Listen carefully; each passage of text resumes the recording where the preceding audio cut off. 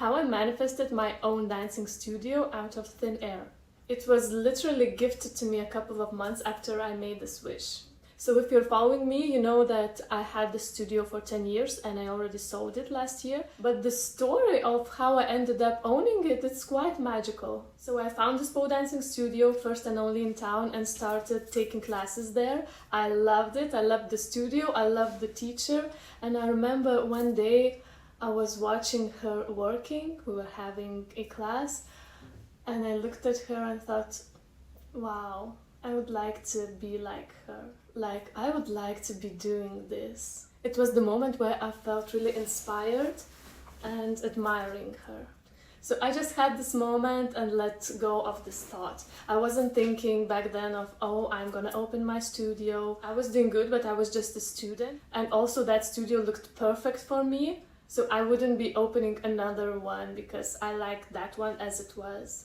One day, 2-3 months later, the teacher and studio owner called me and said, Adelina, I'm leaving the country. I can't take the studio with me. I'm either closing it or I will leave it to you or other girls. Do you want it? And of course I said, yes, I want it. That's my dream. The strange thing was, even though I completely detached from this wish, but I wasn't even surprised when she said it, even though it was like super random. But I remember just having the feeling inside that that's right, that's how things should be.